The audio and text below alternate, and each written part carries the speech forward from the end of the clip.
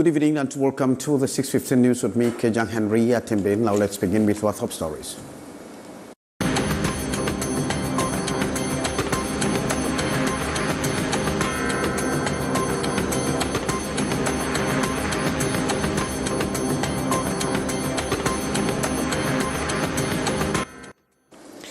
President Paul Biya continues to receive New Year wishes 2024 at the Unity Palace. Members of the diplomatic corps set the salvo this morning.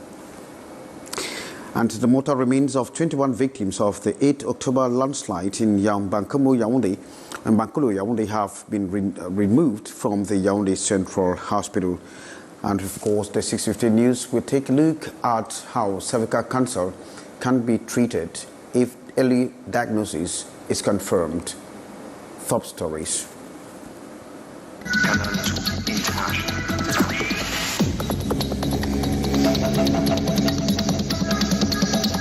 Canal International.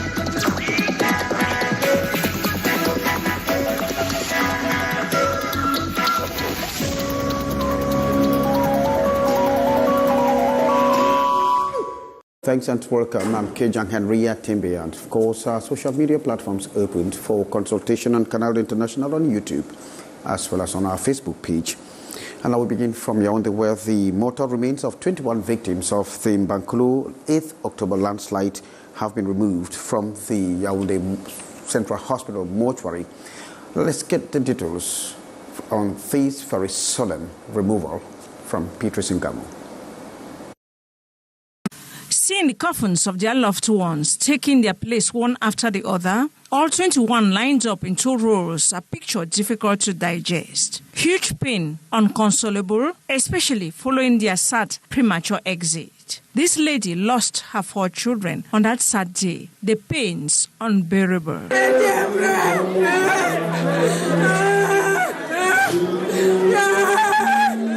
Children, like adults, were victims of the sorrowful incident. It is very sad when you have somebody who lost his mother, lost his wife, lost their 2 children.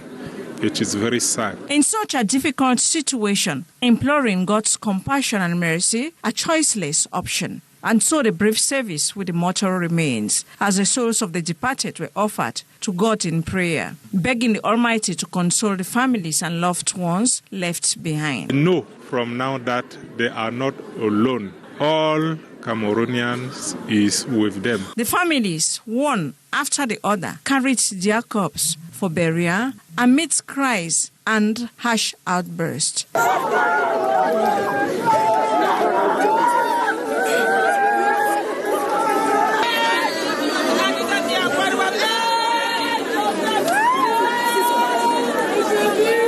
Worth recalling here that it was last October 8, 2023 that a land or mudslide occurred after a heavy downpour at the Bangkulu neighborhood under Yaoundé 2 district, sweeping homes, properties, and killing about 30 people. Others still missing. The wish of administrative authorities, like many, is that never should such happen again. Well, thanks very much, Beatrice Ngamo. It's very unfortunate there. And that standard is a tool to be used by the Central Services of the Tax Department of the Central Region. In fact, this tool is going to make sure the move into the broadening of the tax base that will facilitate the recovery during the 2024 finance law. Now, once more, Beatrice Ngamo takes a look on this new tool that is going to help the Finance Department. The goal set by the Central External Regional Tax Office this year is to beat their 2023 record, whose performance, though defined at 19 million, witnessed a 7% increase projection. Attention, this 2024 is binding their own measures to international good practices, the tax administration diagnostic assessment tool, TADAT standards. TADAT standard mostly works with the weaknesses and strengths of our institution, struggling to meet up with an accuracy in the declaration of taxpayers, burden the tax base, making sure there's accountability and transparency, all of that to increase on our performance more in 2024. The workshop organized to launch the 2024 fiscal year is to edify the officials on the fact that standards and performance goes together. It was imperative during the exchange to refresh their memories on the importance of standards, to mention equally the conditions for the implementation, such as the procedure aspects, but above all, not to forget that standards accompanies performance. Accompanying strategies already in place. First, there are new fiscal measures are already in place, and we've started working already on them. And secondly, on the TADAT standard, we make sure we work on all the fiscal components, be it at the level of the management unit, the recovery unit, and the audit unit, all put in place, give us the best performance for 2024. This is based on strategic areas such as file integrity, effective risk management, promoting good tax compliance, filing tax returns on time, accuracy of information declared, among many. And thanks, Beatrice Ngamo. It was a classic evening in Bamenda, the northwest chief town of the region, in which the military actually displayed heavenly qualities during a gospel performance. Amongst them, too, were some civilians who took part in that competition, or rather in that performance. So our Northwest Chief Correspondent, Annie Collins, actually went through that session. This is what he brought for us. As experts in the handling and manipulation of arms and ammunition, many were surprised to see the military also engaged in a gospel evening animation in Bamenda recently. According to the organizer of the concert, which also had a musical competition with invited civilian gospel groups, the idea was born out of the Roman Catholic Christian community known as Saint Martin de Tours, worshipping within the confines of the Northwest Gendarmerie Legion at Upstation. Even though it should not be common for somebody in uniform, I think it should be common for a Christian. It should be common for somebody seeking for peace. I think that was the central message today. Let us just continue praying for peace, which is the people of the Northwest are more and more enjoying here now, as what I've heard from the population and from the governor himself here today.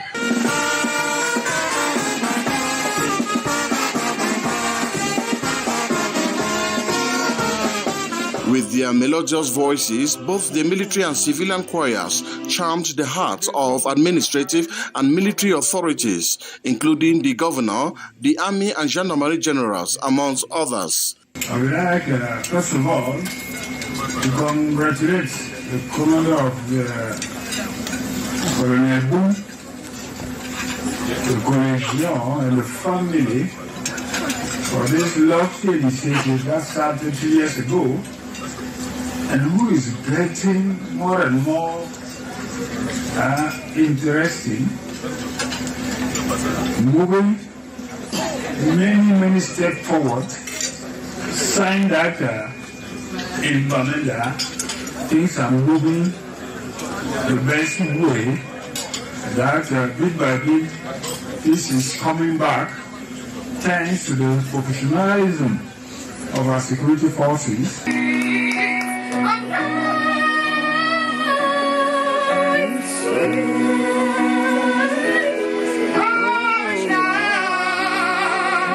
At the close of the relaxation evening, by midnight, all competing choir groups were awarded with prizes, with the general goal being the building of an intimate relationship between the military and the civilians for a peaceful atmosphere to reign in Bamenda and the Northwest region as a whole.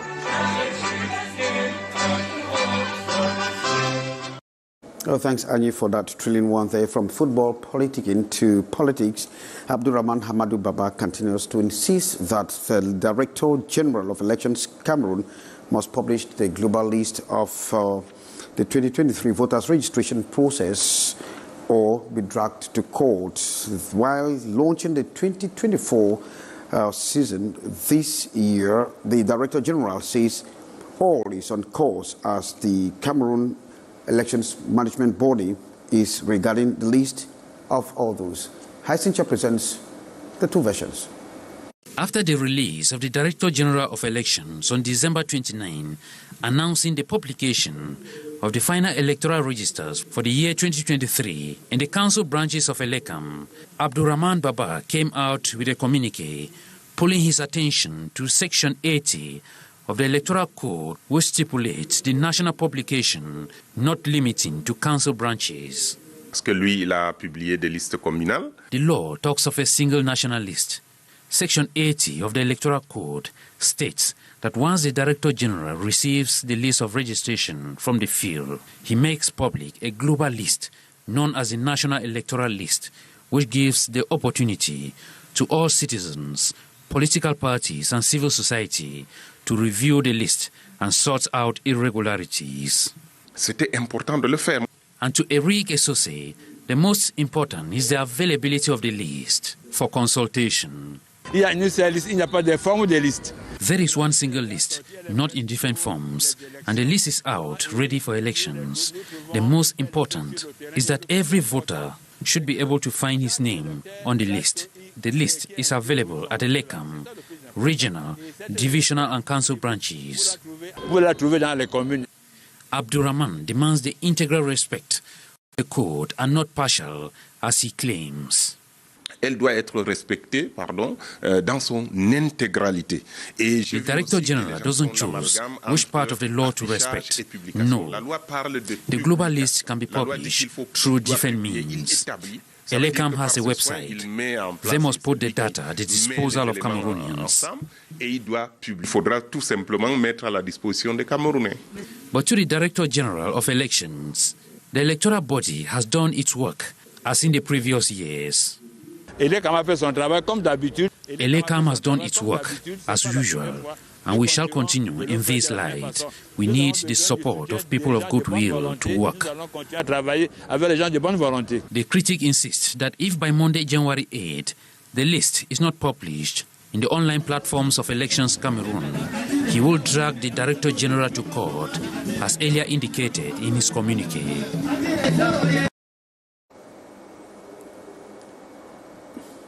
Oh, thanks very much, Hassan Chair. Let's continue with President Paul Biya continues to receive New Year wishes 2024 at the Unity Palace. Members of the diplomatic corps actually set the salvo this morning, then followed by national institutions. The handshaking, as we are going to learn from Hassan Chair, was an occasion to address some of the topical issues further plaguing the country.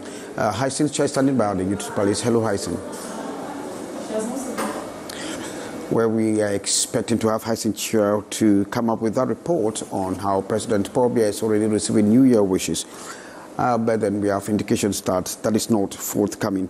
Now let's get this report on the new mortuary that has been the cornerstone of a new mortuary that has been laid in Gaunderi, that is in Adamawa, to decongest the already saturated mortuary. This is the initiative of the Lutheran Evangelical Church of Cameroon, as we hear from you, Ambo Gladys Diba.